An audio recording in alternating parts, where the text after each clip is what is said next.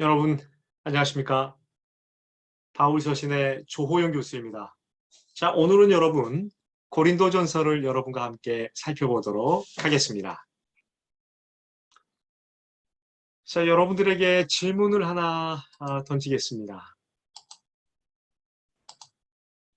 여러분, 어떤 교회가 이상적인 교회입니까? 여러분이 현재 몸담고 있는, 사역하고 있는 교회가 이상적인 교회인가요? 그렇게 말씀할 수 있어요? 이상적인 교회.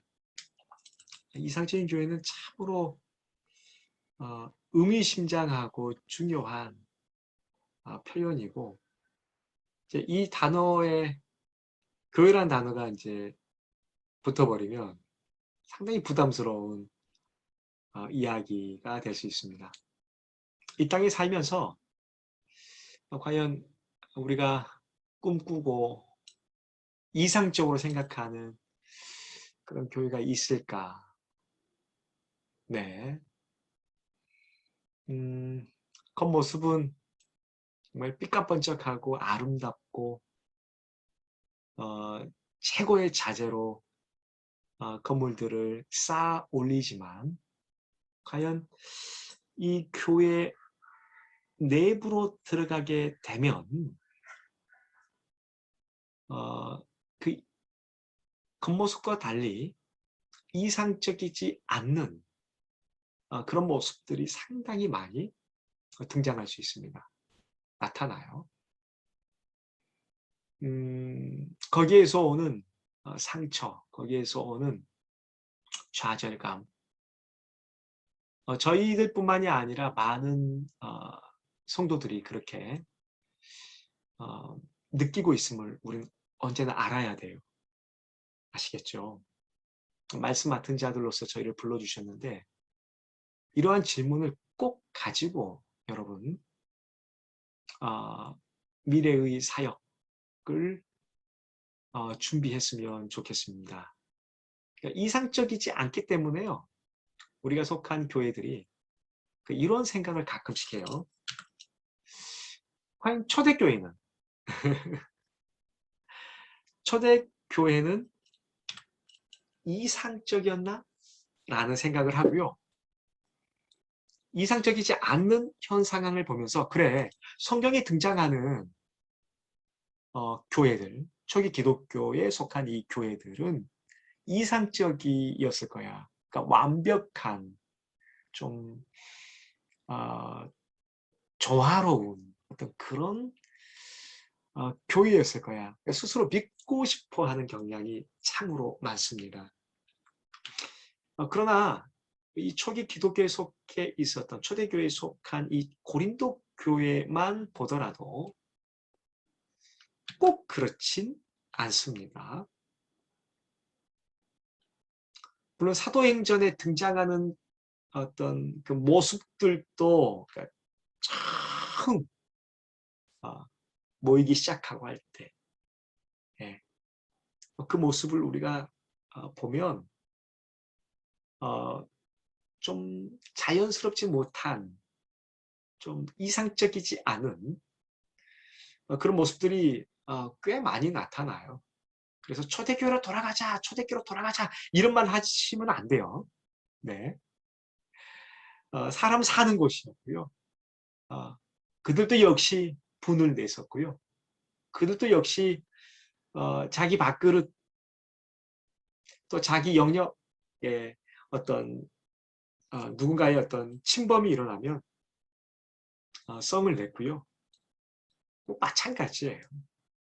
우리 주님 빨리 오셔야죠. 네, 우리 주님 오시게 되면 어, 완벽함, 그리고 완전한 행복, 모든 이들을 만족, 어떤 이런 큰 역사가 일어나겠죠. 네. 자, 어쨌든 어, 고린도 교회를 우리가 한번 살펴보면요, 문제들 투성이었어요. 정말 상상할 수 없는 문제들. 제가 계속 고린도 전서를 서두 부분과 감사달락과 그 다음에 본론과 그 다음에 맺은 말로 이렇게 나누잖아요. 4개로 나누는데 실제적으로 이 고린도전서는 여러분 길어요. 네, 16장까지로 구성되어 있는 아주 긴 편지에 속합니다. 한번 봐볼게요. 그 내용을. 자, 1장 10절, 그러니까 1장 10절부터 한 이유는 이제 서두와 네, 또 서두 부분에서의 어떤 인사들이 등장할 거 아니에요. 그렇죠? 그리고 또한 감사달락이 등장을 하는 거예요. 그리고 이제 본론이 시작되는 상황인 거거든요. 자, 1장 10절부터 본다면 4장 21절까지 교회의 지도자들과 자격과 그 위치에 대한 오해와 그로 인한 내적인 분열이 일어나요. 그래서 여러분 가지고 있는 성경을 보시면 1장 10절부터 뭐 14절까지 제가 한번 읽어볼게요. 형제들아 내가 우리 주 예수 그리스도의 이름으로 너희를 권하노니 모두가 같은 말을 하고 너희 가운데 분쟁이 없이 같은 마음과 같은 뜻으로 온전히 합하라. 내 형제들아 글로의 지편으로 너희에 대한 말이 내게 들리니 곧 너희 가운데 분쟁이 있다는 것이라. 내가 이것을 말하거니와 너희가 각각 이르되 나는 바울에게 나는 아볼로에게 나는 게바에게 나는 그리스도에게 속한 자라 한다는 것이니 그리스도께서 어찌 나뉘었느냐? 바울이 너희를 위하여 십자가에 못 박혔으며 바울의 이름으로 너희가 세를 박았느냐? 여러분 이러한 일들이 그러니까 지금 몇 구절 한 4구절밖에 읽지 않았는데 교회의 지도자들을 중심으로 교회 내에 분열이 일어났음을 알 수 있어요. 자, 오해하시면 안 돼요. 교회의 지도자들이 그것을 만든 게 아니에요. 네. 교회의 지도자들이 만든 게 아니에요. 아마 이 고린도 교인들이 이 교회의 지도자들, 나는 이 사람을 택할 거야, 나는 이 사람을 택할 거야, 이런 류의 어떤 태도와 행동을 보였을 것입니다. 네, 분명히요. 자, 그로 인해서 교회가 분열이 되어져 버린 거예요. 나는 이 사람을 따라가지 않을 거야. 나는 그리스도에게 속한 사람이야. 라고 또 그리스도파가 생길 정도이니까요. 자, 1장부터 4장까지는 어떤 그러한 내용입니다. 네, 싸움, 분열. 자, 5장 봐보세요. 5장. 네. 여러분 5장 전체가 음행한 자를 판단하는 내용이에요. 자, 1절부터 2절까지를 보면요. 너희 중에 심지어 음행이 있다함을 들으니 그런 음행은 이방인 중에서도 없는 것이라. 누가 그 아버지 아내를 취하였다 하는도다. 그리하고도 너희가 오히려 교만하여져서 어찌하여 통하니 여기지 아니하고 그 일 행한 자를 너희 중에서 쫓아내지 아니하였느냐.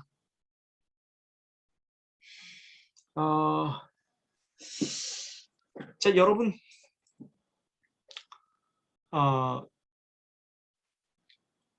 혹시 이 제 말투가 사투리가 있습니까, 여러분? 억양이? 네, 혹시 제가 가끔씩 이렇게 물어보거든요. 여러분, 어, 제가 서울 사람처럼 보여요? 아니면 지방 사람처럼 보여요? 그러니까 이 사투리를 염두하고 제가 꼭 이렇게 물어보거든요. 그러면 교수님은 전라도 사람 같아요. 그래갖고, 예, 예, 저는 사투리를 안 쓰고 억양도 악센트도 안 쓴다고 하는데 여기 나오는 것 같아요. 그래서 저는 깜짝 놀랐어요. 예, 저는 전라남도 목포이거든요. 전라남도 목포. 어, 그래서 완전 시골로 왔는데 이거 시입니다. 시. 목포시. 그 당시 때 제가 어렸을 때 이제 어, 보는 그런 광경들, 그러니까 명절 때 그 광경들을 보면 어,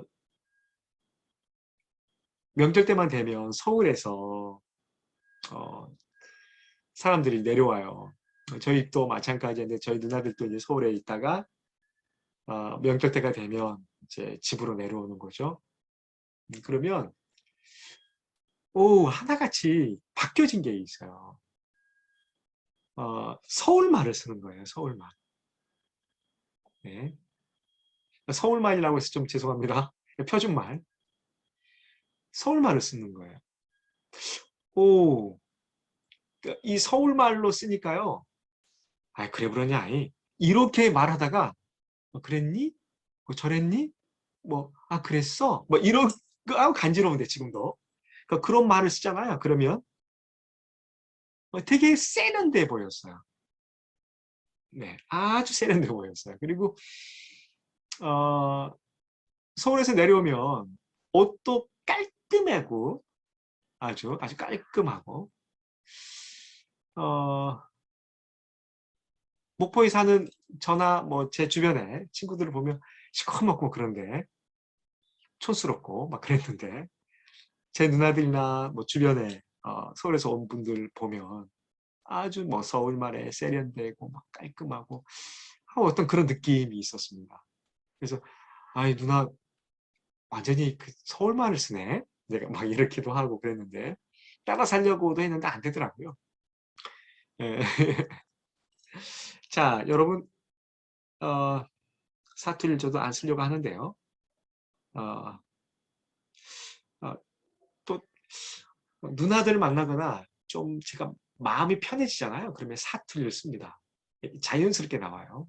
또 같은 고향의 분들을 보면 좀 이렇게 사투리도 많이 나오고 하는데요. 어쨌든 여러분 서울 사람 그러면요. 그 당시 때 지금은 모르겠어요. 지방에서 어떻게 말하는지.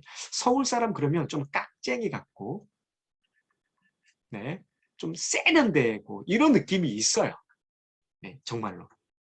그 당시에 서울 사람이라는 어떤 모습. 지금은 모르겠어요. 이게 지역 차별이 될 수도 있나요? 그런데 지금 제가 말하는 것은 거의 한 40년 전이에요. 제가 어렸을 때니까. 한 2, 3년 전. 제가 초등학교 1학년 때라고 생각해 본다면.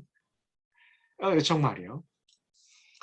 그 당시 때는 이런 게 이제 서울 사람한테 너 서울말 쓴다? 이런 표현이 흔했죠. 지금은 모르겠습니다. 어, 그런데 지금 2000년 전의 말입니다. 당신은 고린도 사람 같습니다. 라고 하면 이건 욕입니다. 당신은 고린도 사람 같습니다. 그러면 이건 무슨 말이냐면 만약에 남녀를 불문하고 이런 말을 들으면 이것은 성적으로 문란한 사람이다라는 말이에요. 고린도 사람 같습니다. 그러면 이건 성적으로 문란한 아주 부도덕하고 그러니까 성적으로 아주 문란한 사람. 네, 어떤 그런 개념이 있는 이야기예요. 그러니까 하나의 어떤 격언처럼 그냥 사용되어지는 표현이라고 생각하면 돼요. 자, 그러면 그 지금 생각을 가지고 들어가 보세요.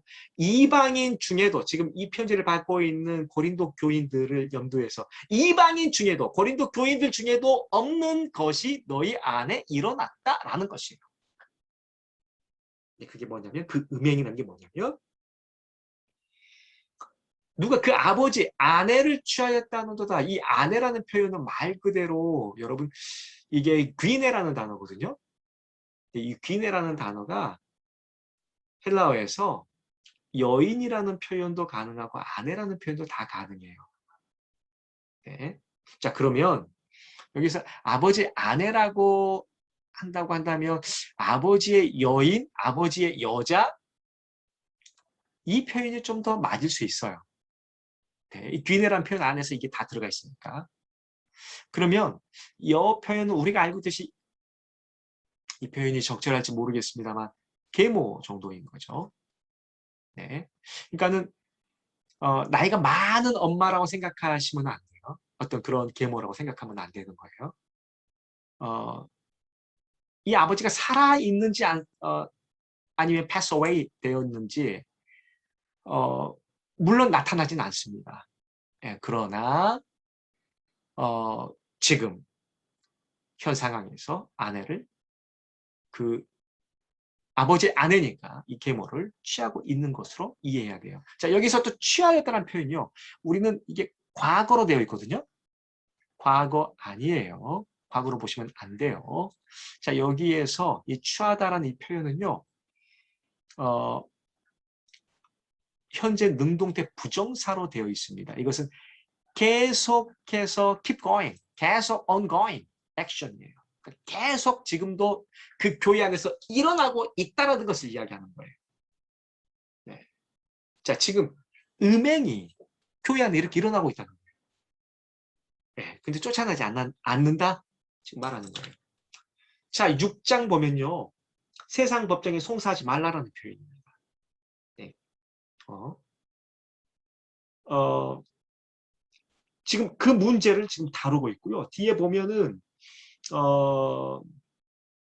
서로 비방하고 고발하고 이런 표현을 가지고 지금 어떤 세상 법정으로 갖고 가는 것, 이런 어떤 이야기들을 계속 하고 있는 것입니다. 6장 전체가 그 문제예요.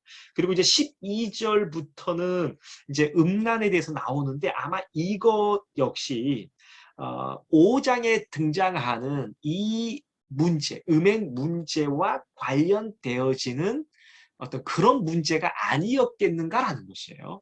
그러니까 이 6장의 세상의 뭐 어떤 사건을 가지고 가는 그 문제 자체가 교회 안에 일어났던 5장과 또 밀접한 관련이 있는 게 아닐까? 물론 어떤 구체적인 그건 나타나지는 않습니다만 6장 12절부터 20절까지가 아마도 이 음란과 음행과 관련된 문제니까 그래도 5장과 6장을 밀접하게 관련시키기도 해요. 네, 그 문제라는 것 자체를 5장에 나타나는 문제와 관련시켜서 이해합니다. 자, 여러분 7장에는 무슨 문제예요? 결혼 문제예요. 결혼 문제와 이 문제와 관련된 문제들입니다. 네. 자, 8장 1절부터 11장 1절. 우상에게 바쳐진 음식에 대한 문제예요. 지금은 마트에 가면 고기 팔잖아요. 큰 마트 가면. 네, 얼마든지. 근데, 지금 이 8장부터 11장까지는 아마도, 그 당시에 신전에서 바쳐진 고기가 시중으로 이제 시장을 통하여서 나오는 거거든요. 대체적으로. 그러니까 고기를 먹으려면 신전에서 어떤 바쳐진 어떤 음식인 거예요. 고기라고 했었을 때. 그럼 이 고기를 먹는 게 맞느냐 안 맞느냐, 이 어떤 음식을 먹어야 되느냐 말아야 되느냐라는 것이 아마도 적어도 기독교인들에게 있어서는 아주 큰 문제였을 것입니다. 네. 자, 그뿐만이 아니에요. 11장 2절에서 16절을 보면 남자와 여자의 관계 문제예요. 네. 그러니까 교회 안에서 어떠한 롤이 있는지, 역할이 있는지, 그런 문제들. 자, 여러분 11장 17절에서 34절을 보면 가난한 자와 부유한 자, 그러니까 대다수가 가난했겠지만 소수의 이 부유한 자와 함께 교회가 구성이 되어졌는데 주의 만찬, 그러니까 예수 그리스도의 어떤 죽음과 부활을 기념하고 하는 어떤 이런 예수님의 죽음에 대해서 이제 기념하는 어떤 그런 만찬에 있어서 부유한 자들과 가난한 자들의 어떤 갈등이 나타나 버려요. 네. 11장 17절에서 34절을 보면요. 아마 제가 여러분들에게 드린 그 강의안을 보면 제 글이 있을 거예요. 네. 그 글을 한국개혁신학회 최근에 나왔던 그 글에도 이 부분이 등장을 하거든요. 그러니까 언약과 관련해서. 그리고 제가 영어로 쓴 글이 있어요. 네, 그 고린도 전서와 관련해서 이 부분과 관련해서 이 부분 한번 영어에 익숙하신 분 좀 살펴보시면 좋을 것 같아요. 이 문제를 제가 아주 그 직접적으로 다루었어요. 왜 그 문제가 일어났는지에 대해서 꼭 한번 살펴보시기를 정말 권면드려요. 그래서 예를 들면은 11장 뭐 21절, 22절. 네. 누군가 먼저 갖다 먹고 어떤 사람은 시장하고 어떤 사람은 취함이라. 이것을 그냥 액면 그대로 받아들이기보다도 이런 이야기, 이런 사건이 벌어질 수밖에 없는 어떤 가오 구조도 제가 그걸 남겨놨어요. 그러니까 그걸 한번 살펴보시면 좋을 것 같아요. 자, 어쨌든 가난한 자와 부유한 자의 어떤 갈등이 분열이 있었다라는 거죠. 자, 12장 1절에서 14장 40절. 이것은 성령의 은사 문제입니다. 네, 14장 1절에서 25절은 뭐 예언과 또 방언의 문제 있죠. 네, 문제인 거예요. 지금. 자, 15장은 부활의 문제입니다. 부활한 자에 대해서 부활과 관련해서 그리스도의 부활과 관련하여서 어떻게 될 것인지, 네, 과연 신자들은 어떻게 될 것인지 부활의 문제를 다루고 있는 거. 자, 16장 1절에서 11절까지 헌금 문제예요. 네, 헌금 문제입니다. 그리고 나머지 문제는요.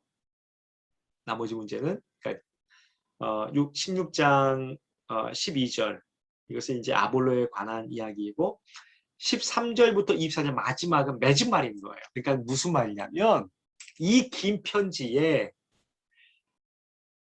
처음에 안녕 인사하고 마지막에 안녕 하고 인사하는 거 빼놓고는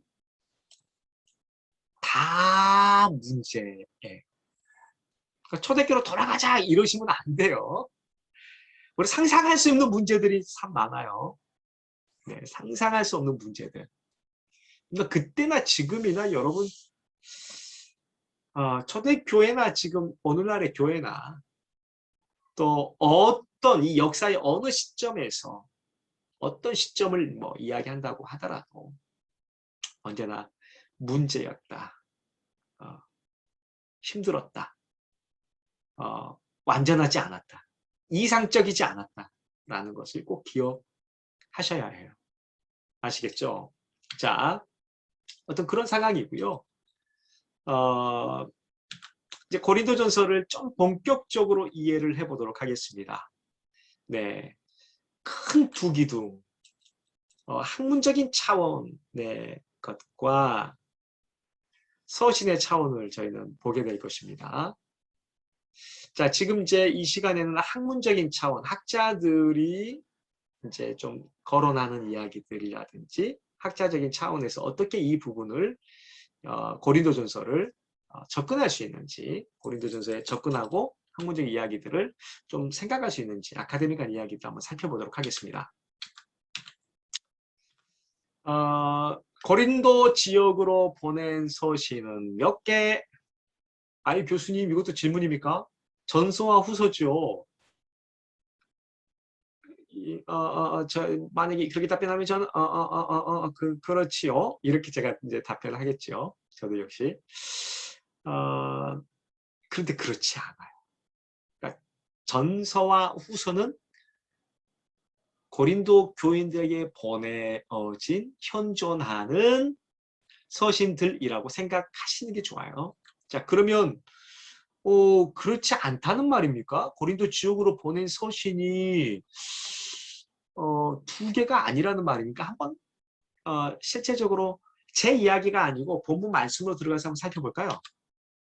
자, 고린도 전서, 고린도 후서와 그 이외의 고린도 서신들을 우리는 추적할 수 있습니다. 어디에서? 전서, 후서에서요.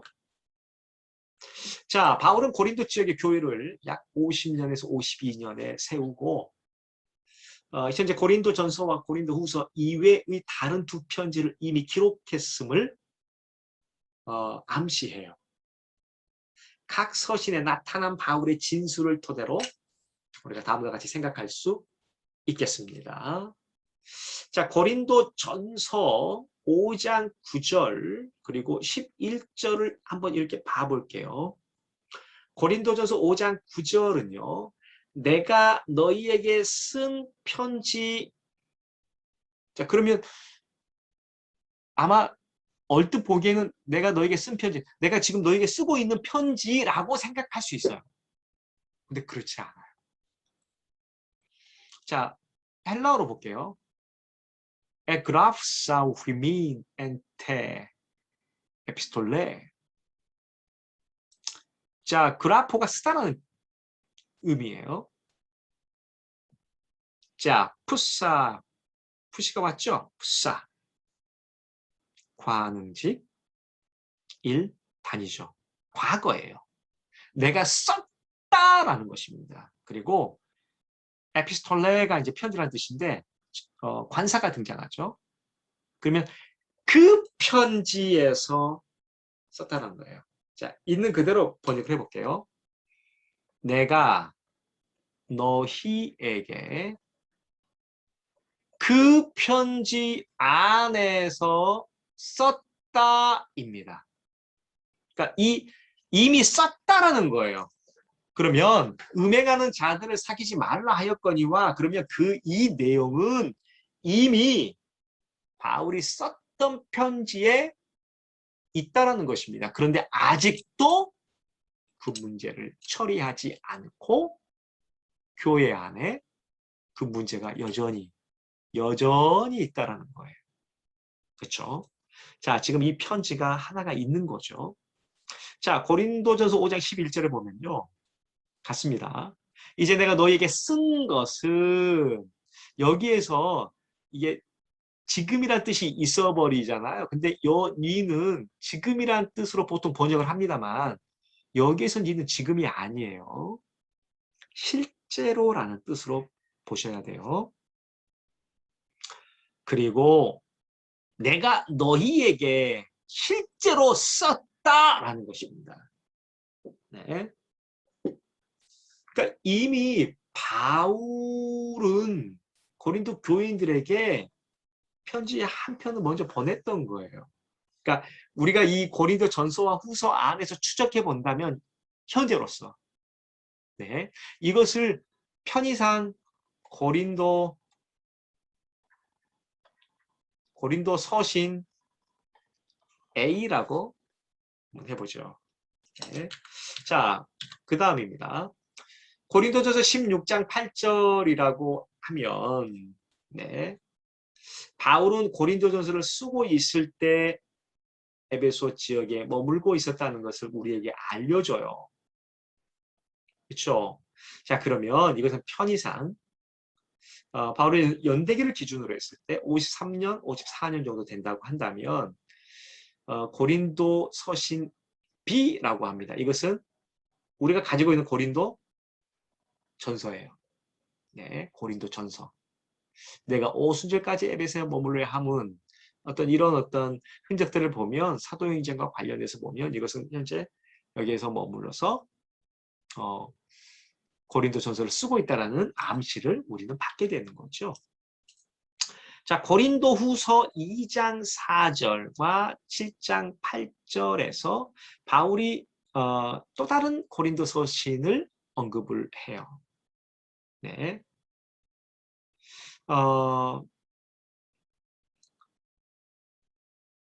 자, 여기에서 보시면요. 고린도 서신 A 나왔고 지금 B 나왔어요. 네. 자, 고린도 서신 C라고 부를 수 있는 흔적이 나타나요. 네. 고린도 서신, 그러니까 고린도 전서 이후에 쓰고 있는 그리고 고린도 후서 이전에 썼던 우리가 이것을 눈물의 편지라고 부르거든요. 눈물의 편지. 후서 2장 3절을 보면 내가 이같이 쓴 것은 내가 마음에 큰 눌림과 걱정이 있어 많은 눈물로 너에게 썼노니 이것 때문에 이제 눈물의 편지라고 불러요. 자, 여기도 역시 마찬가지예요. 에그라프사 내가 이것 바로 이것을 썼다라는 말이에요, 지금. 네. 자, 그리고 2장 4절 같은 경우도 역시 마찬가지입니다. 에그라프사 휘민 내가 너희에게 썼다라는 것입니다. 네. 그리고 고린도서 7장 8절 그러므로 내가 편지로 너희를 근심하게 한 것을 후회하였으나 지금 후회하지 않는다. 이런 말이에요. 그 편지가 너희로 잠시만 근심하게 한 줄을 알미라 라고 하는 것이에요. 자, 어떤 학생들은 이렇게도 질문했었어요. 교수님, 이 고린도 C라고 교수님께서 지금 고린도서신 C라고 말을 하는데 이게 혹시 고린도전서가 아닐까요? 즉 고린도서신 B가 아닐까요? 이렇게 질문한 학생이 있었어요. 여러분 고린도전서 즉 고린도서신 B는요. 눈물의 편지 아니에요. 네, 눈물의 편지 아니에요. 마음과 큰 눌림과 걱정이 있어서 쓴 편지 아니에요. 네, 그 편지랑 달라요. 성격이 달라요. 네, 절대 후회하지 않아요. 바울은. 이것은 왜 제가 이 이야기를 하는지 조금 더 알려드릴게요. 어쨌든 고린도 서신 C와 고린도 서신 B는 다른 것들이에요. 자, 그러면 고린도 서신 C까지 우리가 보게 되는 거죠, 지금 현재.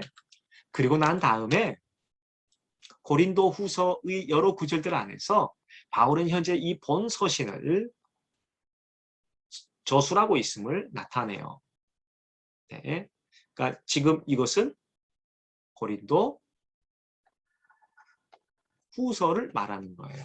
고린도 서신 D가 되는 거죠. 고린도 후서라는 것은. 자, 그러면 여러분 이 상황을 통하여서 꼭 기억하셔야 될 게 있어요. 현존하는 고린도 서신이 두 권이지, 그러니까 두 편지이지 그 이전에 편지가 있었다라는 것입니다. A와 C가 있잖아요. 그렇죠? 네. A와 C가 이미 현존하지 않는 서신들이 있어요. 바울이 보낸 서신이 있잖아요. 네, 그렇죠? 분명하게 있단 말입니다. 자, 그러면 이걸 통해서 바울과 고린도 교인들과의 교통이 원활했구나. 그러니까 유기적이었구나. 소통이 원활했구나. 생각을 할 수 있는 거예요. 그러니까 보통 우리는 2000년 전 그러면 좀 경직되어 있고 좀 어떤 이런 소통이 그렇게 자연스럽지 않았다라는 이상한 어떤 가정을 하는 경향이 있거든요. 절대 그렇지 않아요. 바울이 조금 이따도 제가 설명을 좀 할 거예요. 그런데 바울은 교회와의 소통이 원활했다. 그리고 사람을 통하여서도 원활하게 이루어져요. 계속해서. 아시겠죠? 자, 재미있는 질문. 우리가 이제 이 상황에서 생각해 볼 수 있는 재미있는 질문 하나 던질게요. 재미없으면 어떡하지? 만약 고린도 교회로 보내어진 서신 A와 C를 발견하게 된다면 여러분 어떻게 할 거예요? 그러니까 A와 C를 정경으로 받아들여야 돼요? 어때요? 여러분 어떨 것 같아요? 네, 생각해 보세요. 받아들여야 되나? 팔아야 되나? 고린도 전서와 고린도 후서는 분명히 고린도 교인들이 보내어진 서신이니까 오케이인데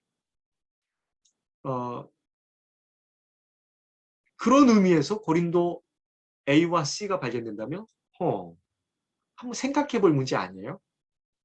실제로 이런 질문을 던져요. 학자들이. 네. 저와 여러분은 어떻게 해야 될까요? 제가 이 질문을 대면했었을 때 질문을 던지잖아요. 그러면 제가 정말 깜짝 놀랐던 것이 여러분과 제가 생각이 똑같더라고요. 왜냐하면 여러분과 저는 뼛속 깊이 개혁주의 신학, 그러니까 보수 신학을 한 거예요. 네. 똑같은 답변을 여러분 지금도 내릴 거예요. 자, 웨인 그루뎀이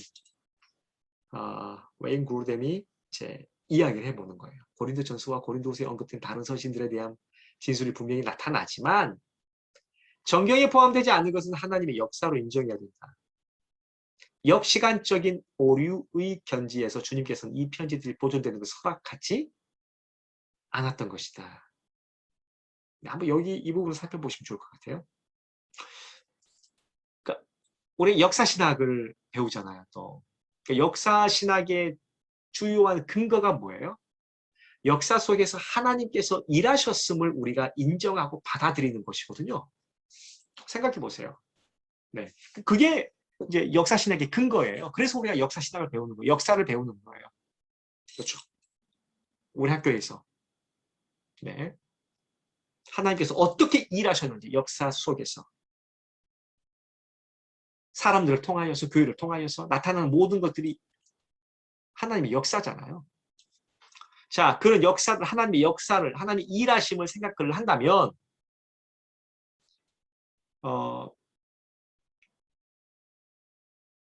충분히 이 부분을 우리가 인정할 수 있는 거죠.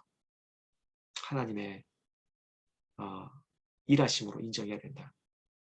또한 우리가 이제 적어도 신약을 지금 공부하고 있는 건데 또 특별히 바울서신을 공부하고 있는 건데 아마 이것도 여러분 신약 서론에서 배웠을 거예요. 이 부분, 정경의 기준들 이런 부분들 할 때 신약 서론에서 이런 부분들을 꼭 배워야 되거든요. 자, 여러분 정경으로 우리가 지금 가지고 있는 성경이 있죠. 이 이야기를 할 때에 우리가 총 4가지를 이야기를 합니다. 사도성, 고대성, 정통성, 교회의 사용.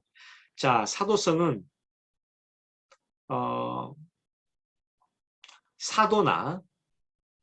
사도와 관련된 사람이 사도와 밀접한 관련이 있는 사람, 사도 자신이나 밀접한 관련이 있는 사람이 기록을 해야 돼요.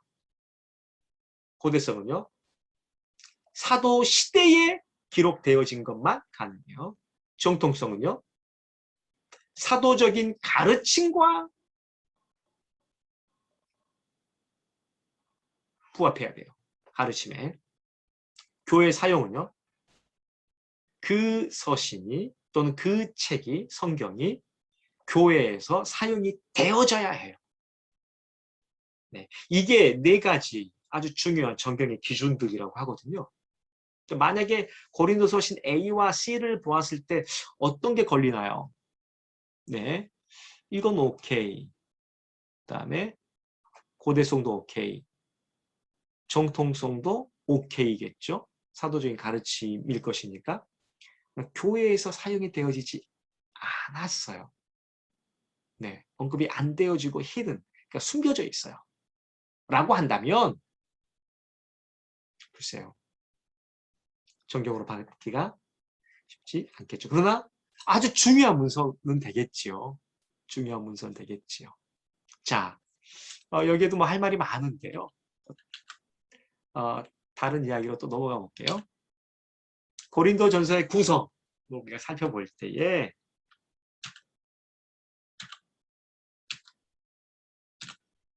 자, 바울은 예베소 지역에서 약 2년 6개월 이상을 머물면서 크게 2가지의 수단을 통하여서 고린도 교회에 대한 소식들을 접했을 것이다.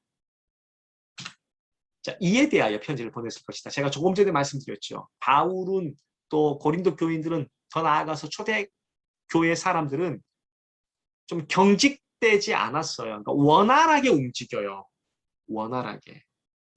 사람을 통하여서 움직여요. 자, 보세요. 글로에로부터 소식을 들었을 것입니다. 글로에의 지편으로 너희에 대한 말이 내게 들리니 뭐뭐함을 들으니 네, 그렇죠? 그러니까 글로에는 고린도 지역의 지인들을 통하여 교회 상황을 들었고 바울에게 구두로 전달했습니다. 네. 그러니까 이렇게 소통이 원활해요. 둘째, 바울은 분명히 고린도 교회에서 온 편지를 받았었다. 되게 중요해요. 제가 조금 전에 이런 말씀드렸죠.